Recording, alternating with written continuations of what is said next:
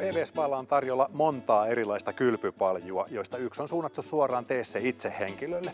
Tee se itse -henkilön on helppo kaupasta ottaa se vaikka peräkärryn kyytiin, nimittäin tämä kokonaisuus painaa ainoastaan vajaan 250 kiloa, mutta tämä on pakattu sillä lailla, että tämä voi purkaa vaikka miten pieniin osiin. Eli kuormalavan päällä on pohjalevy, joka on valmiiksi kasattu, sen päällä on sitten reunalaudotukset, on ruostumattomasta teräksestä nuo tukivanteet, on yhteet tuolle kaminalle. Kamina tietysti on mukana ja piippu ja sitten on tuo itse palju. Eli ne kun asettelee peräkärryn kyytiin, niin sitten onkin matka valmiina kohti sitä asennuspaikkaa. Onpa se sitten kotipiha tai kesämökin terassi. Kun palju on saatu kuljetettua asennuspaikalle, niin olisi hyvä, että se asennuspaikka olisi ennakkoon jo valmisteltu siihen jamaan, että siellä on vaikka pari kuormalavaa tai vähän pahvia, minne tämä sitten puretaan niin, ettei nämä osat likaannu. Ja autolla olisi hyvä päästä siihen viereen, että se matka nostella niitä on niin kuin mahdollisimman lyhyt. Kun me ruvetaan kasaamaan tätä, mulla on kaverina tässä Tomi, eli pari henkilöä olisi ihan hyvä olla tässä kasaushommissa. Silloin se käy sujuvasti. Tähän ei kovin pitkään mene, kun tämän hahmottaa, miten tämä tehdään. Nyt tässä vaiheessa, kun ruvetaan purkamaan tätä pakkausta, niin olisi hyvä olla semmoinen asia jo selvillä, että halutaanko käsitellä se jonkun tietyn väriseksi. Nimittäin se pitää tehdä nyt tässä vaiheessa. Se on kaikkein helpointa käsitellä nuo laudat irrallaan, pohjalevy irrallaan, sillä lailla, että se varmasti sopii siihen muuhun pihaympäristöön. Ei muuta kuin leikataan paketti auki.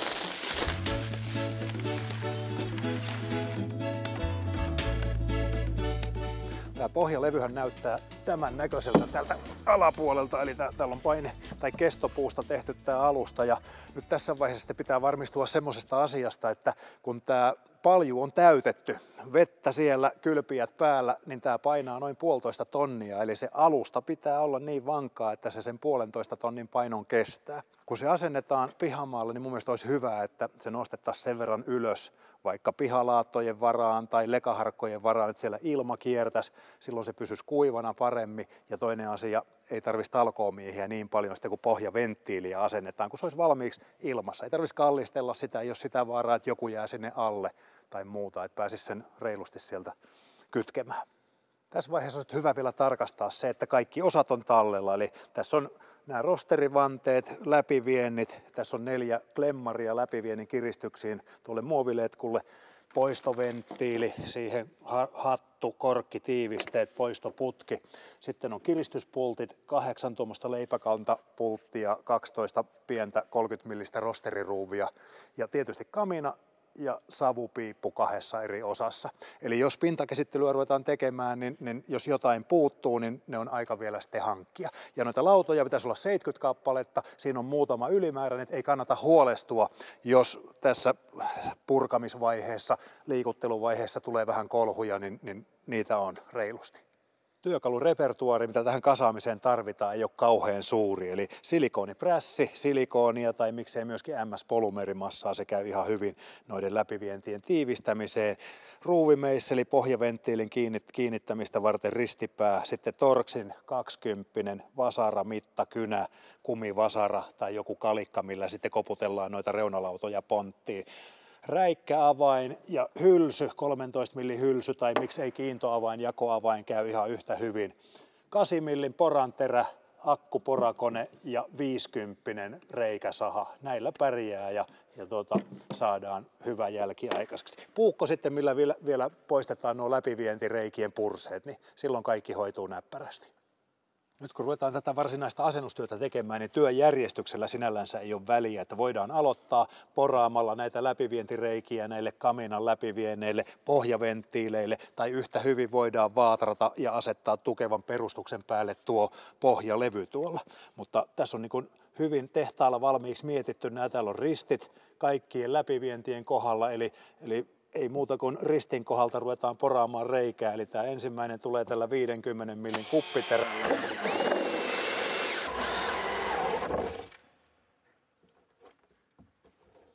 Ja reiän porauksen jälkeen sitten voidaan puukolla pyöräyttää nuo porausjäysteet tuosta pois, että saadaan tasainen hyvä pinta siihen aikaiseksi.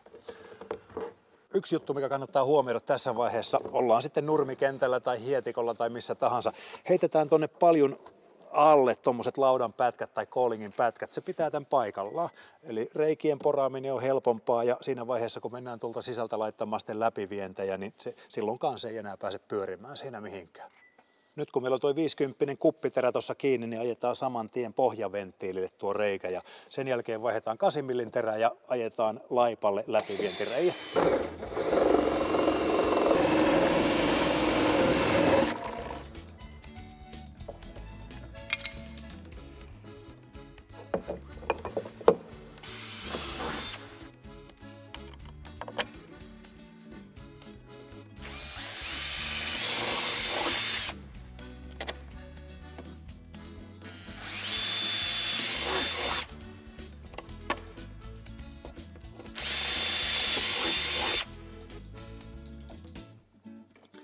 Nyt sitten pistetään vaan tiivistysmassa tuohon läpivientilaipan ympärille, pannaan tuonne sisäkehälle ja sitten pannaan ulkokehälle vielä tuommoinen makkara ja kierretään nuo pultin kannat sillä lailla, että saadaan varmasti tiiviiksi. Ja sen jälkeen mennään pistää tuolta sisäpuolelta toi läpivientikappale tuohon päälle tai paikoille ja täältä ulkopuolelta sitten pultataan kiinni. Se kiristetään niin tiukaksi, että nuo leipäkantapulttien neliskanttiset kannat uppoo sitten tuonne oikein kunnolla.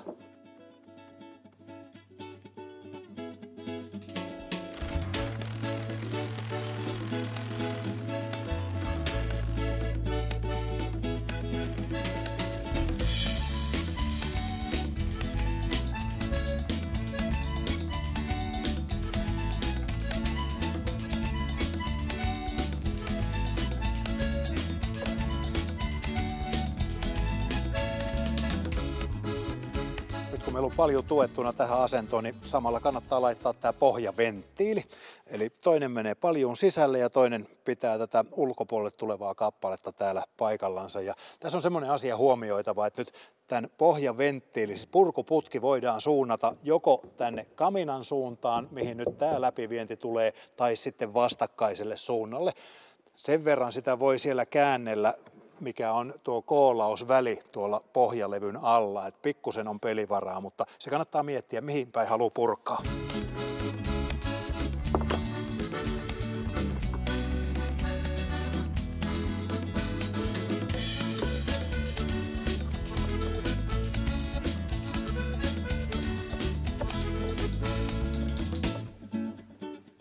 Vielä ennen tuon paljon paikalleen nostamista merkataan tähän pohjaan sen paikka niin, että se keskittyy. Eli kun toi on 74 senttiä toi paljon pohjan halkaisija, niin se tarkoittaa sitä, että 43,5 senttiä täältä pohjalevyn ulkoreunasta tehdään merkit tänne ja siihen me se keskitetään.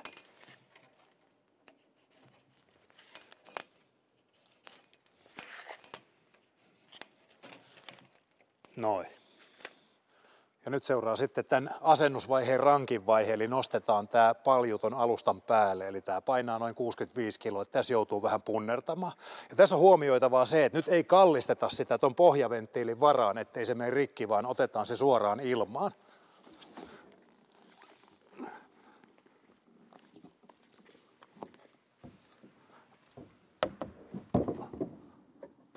Siinä. Täällä on nyt senttiviivoja. Joo, se on aika lähellä siinä. Nyt on hyvä siinä. Sama täällä. Se on siinä lähellä. Ja tää on oikeaan suuntaan nyt tänne. Ehkä vähän voidaan kääntää sitä noin. Niin. Joo. Nyt se on hyvä. Eli tämä otettiin nyt niin, että sekä tämä kaminan paikka että purkuputki tulee tänne samaan suuntaan, mutta eihän kukaan laske niitä vesiä tähän kaminan juureen. Toisaalta ei varmaan paljon ympäristöön toiselle puolellekaan, eli letkulla viedään se tyhjennysvesi sitten joko pintavesikaivoon tai ojaan tai semmoiseen paikkaan, mihin se voidaan purkaa. Nyt kun meillä on paljon paikoillaan tässä alustansa päällä, niin päästään tekemään tätä viimeistä läpivientireikää. Eli tuossa alkuvaiheessahan me tehtiin pohjaventtiilin reikä ja ton kaminan alareikä. Nyt tässä on tämmöinen valmis elementti tehty 2 laudasta, eli on ruuvattu 2 lautaa yhteen. Näissä on nämä läpivientireijät, asetetaan se tähän paikallensa, eli tuolla kun meillä on tuo alareikä tuolle kaminalle, niin tähän yläosaan myöskin tämä suunta merkitty tehtaalla valmiiksi, eli pistetään tämä tähän paikoillensa, napautetaan nämä laudat on uritettu tuolta päästä niin tiukasti, että tässä ei vatupassiakaan tarvii, eli se asettuu täsmälleen pystyasentoon. Tämä pystyviiva, mikä tänne tehtaalla on merkitty, on täsmälleen keskellä tätä reikää, mikä tähän lautaan on tehty. Ja nyt meillä on kaksi vaihtoehtoa sitten. Ehkä järkevää on ottaa tämmöinen tussi, millä piirretään tähän tämä reikä tästä läpi ja sitten pystytään siitä mittaamaan se keskipaikka siihen, kun tehdään tuolla 50-sellä reikäsahalla taas reikä. Eli kaikki reijät on samankokoisia. Tämä voidaan ottaa pois ja pystytään helposti keskittämään sitten tuosta noin ja sitten vaan reikä tuosta läpi.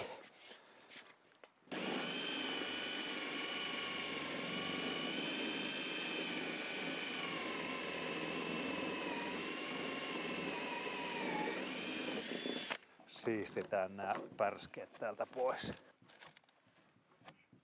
Ja taas samalla tavalla pulttien reiitys kannattaa tehdä täältä ulkoa päin, niin ei tarvitse mennä tuonne paljuun sisälle enää kiipeilemään.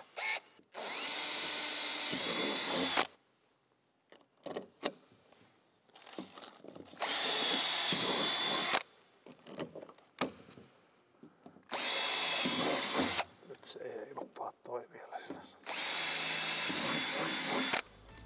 Noin.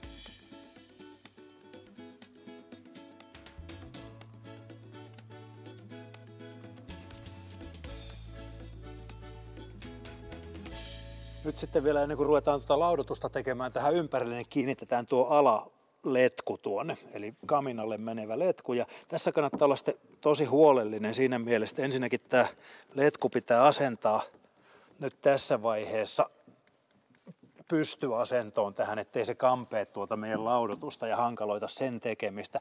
Mutta toinen juttu, mikä pitää huomioida, on se, että tämä jää aika hankalaan paikkaan jälkeenpäin kiristettäväksi. Eli tämä täytyy vetää kyllä kiinni sillä lailla, että se ei varmasti vuoda. Muuten tämän kiristäminen on todella työlästä.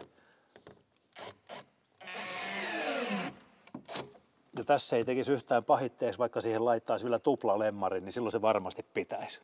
Ja nyt tämän saman letkun toinen pää pistetään sitten tähän ylempään yhteeseen, mutta sitä ennen pitää muistaa panna tähän ylempään valmiiksi jo tämä peitelevy tai laippa, mikä peittää sitten vähän tuota laudotuksessa olevaa isompaa reikää. Eli se ensin tänne ja sitten pujotetaan tämä letku täältä alareijästä läpi. Ja tässä vielä sitten pitää huomioida se, että laitetaan tämä lauta oikein päin, eli tämä urapuoli on tänne sisäänpäin. Sen on tarkoitus vastata tähän kehään, mikä tässä on meillä pohjalevyssä. Nyt se on meillä siinä ja peitelaippa on tuolla. Sinne on hyvä laittaa vaikka tuommoiset pienet foamin palaset taakse tukemaan paljun ja tämän peitelaipan väliin. Nämä palat nyt tukee tämän, että se pysyy siinä sen aikaa, kun me tiivistetään tämä väli tuolla samalla tiivistemassalla, mitä me on käytetty näissä läpivieneissä muutenkin. Nyt onkin sitten vuorossa tämä laudotus. Tämä on ehkä tämän homman suurin homma noin niin kuin yksittäisenä työnä. Se, mikä tässä on huomioitava, on se, että lähdetään aina etenemään tänne urospontin suuntaan. Eli kun tässä on tämä pyöreä puoli, niin urapuoli pistetään aina kiinni tuohon pyöreeseen puoleen. Ja sitten toinen asia, mikä on huomioitava, täällä on yksi tämmöinen lauta, missä on paikka tuolle poistoputkelle. Ja tämän voi laittaa joko tämän läpivientikappaleen jälkeen heti ensimmäiseksi tähän seuraavaksi, tai sitten laittaa sen viimeisenä tänne silloin, kun purkuputki tulee tänne kaminan suuntaan. Toki se voi olla just vastakkaisella puolellakin tuolla, mutta tämä täytyy huomioida, että näitä on vain yksi kappale näitä lautoja.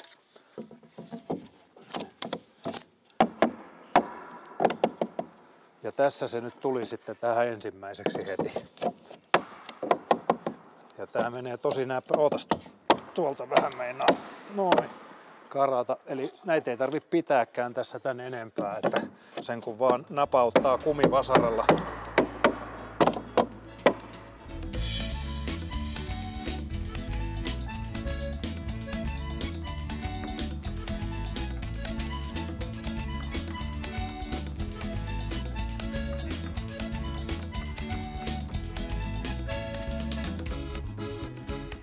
Nyt tämä viimeinen lauta sitten asennetaan tähän sillä lailla, että kun näkyy vähän, että alhaalla on enemmän tilaa, ylhäällä vähän vähemmän tilaa. Tämä edes auttaa, kun me ollaan nostettu tämä nyt riittävän ylös, tämä palju tässä, niin laitetaan se täältä ikään kuin alakautta tänne paikoillensa ja sitten nostetaan. Vähän avataan näitä viereisiä lautoja tästä ja sitten nostetaan se tuonne paikoille. Seuraava työvaihe on sitten noiden vanteiden laittaminen ja sitä varten me ruuvataan tänne sekä ylös että alas 4 tukiruuvia. Ja ne 4 tukiruuvia voi ottaa tästä ihan silmämääräisesti, niin kun jos tähän pistetään ensimmäinen, niin vastapuolelle toinen ja sitten vastaavasti ristikkäin tuonne. Ja tämä yläreuna otetaan niin, että otetaan 20 senttiä tästä paljon muovireunasta alas ja pistetään siihen ruuvit. Ja alhaalta otettiin se 15 senttiä, mihin merkattiin. Noin, ja samoihin lautoihin aina.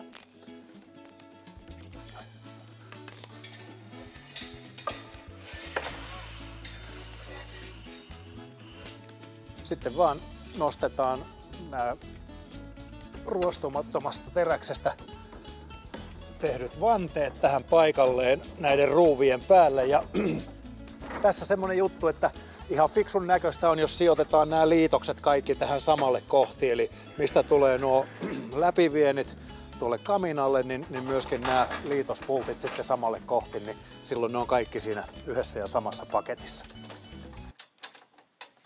Tässä vanteenlaitossakin kannattaa huomioida semmoinen asia, että toisessa päässä tätä vannetta tuo pultin solki on vähän kauempana, toisessa se on hyvin lähellä päätä, että tulee vaan samoin päin nämä vanteet laitettua tähän ulkokehälle.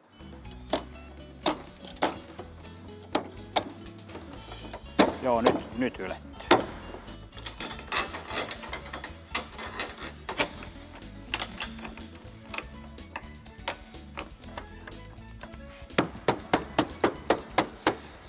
Nyt kun ruvetaan näitä pultteja kiristämään, niin vuorotellen ylimmäistä, alimmaista. Ja olisi hyvä kiertää samalla sitten ympäri tätä ja vähän taputella niin, että saadaan kaikki pontit varmasti tapaamaan toisiinsa. Että saadaan semmoinen tasainen kiristyminen tähän aikaiseksi. Tässä on yksi semmoinen huomioitava asia, että kun ruvetaan kiristämään näitä rosteripultteja, muttereita ja pultteja, olisi hyvä pistää vaikka rasvakuikalla vähän öljyä tuohon kierteelle, koska rosteri leikkaa tosi herkästi kiristettäessä kiinni.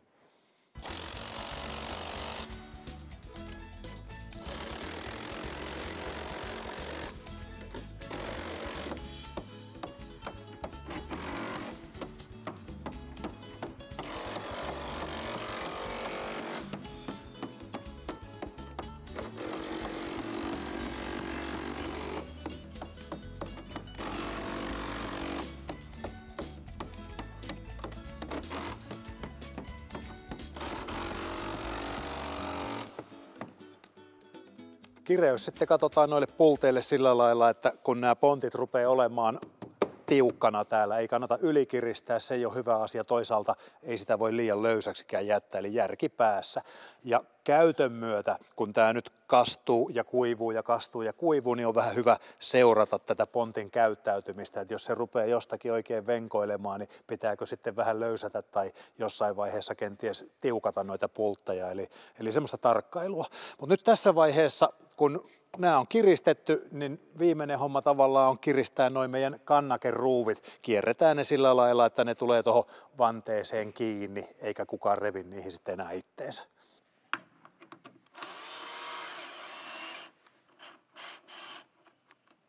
Nyt vielä viimeistellään tämä läpivienti sillä lailla, että vedetään tuo sama kitti, millä on tiivistetty nämä läpiviennit, niin liimataan sillä tämä peitelaippa tähän yläläpivientiin kiinni, niin se pysyy paikallaan siellä.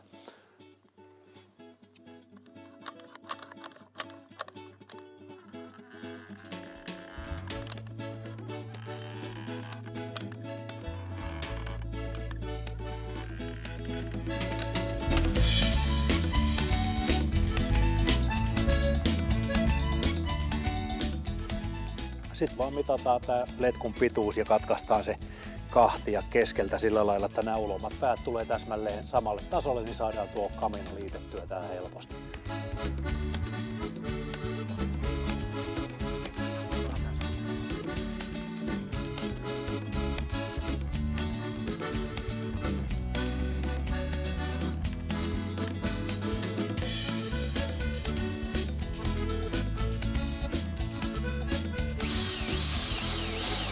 Sitten vielä laitetaan tää 3/2 viemäriputki, eli kiristysrengas, tiiviste niin päin, että kartio on tonne menosuuntaan ja ruuvataan se sinne paikalle.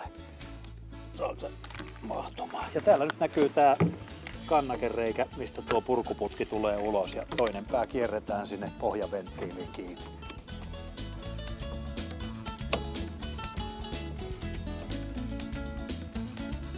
Nyt on enää kamina kytkemättä paikalleen ja tässähän on semmoinen asia, että kaminan pohja pitää olla täsmälleen samalla tasolla, missä on tuo paljun pohja. Eli siellä on harkkoja tietty määrä alla, kaminan alla samalla lailla harkkoja ja ei muuta kuin vähän nostetaan täältä perästä, että saadaan nuo letkut taipumaan tonne kaminan yhteisiin. Noin. Ja sitten alemmin.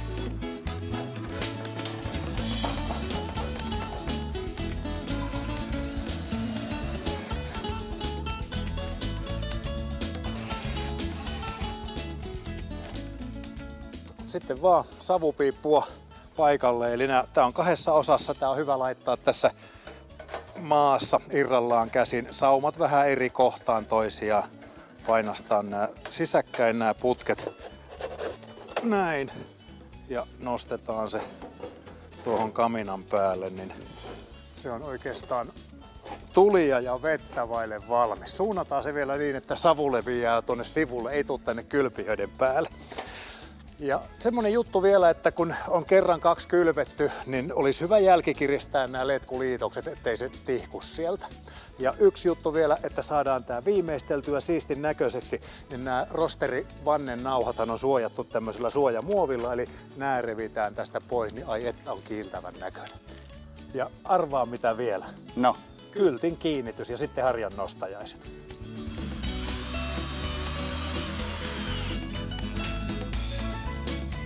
Tälle paljullehan on lisävarusteita olemassa sitten vaikka kuinka paljon. Ja ensimmäisenä tulee mieleen nämä eristysasiat, mitkä pitäisi ottaa huomioon jo toki siinä asennusvaiheessa ennen laudotuksen tekoa. Eli tänne alaosaan on tosi paksu tämmöinen EPS-eriste asennettavissa, mikä auttaa sitten talvipakkasellakin pysymään tuota vettä paljon paremmin lämpimänä. Ei tarvitse niin paljon puita polttaa.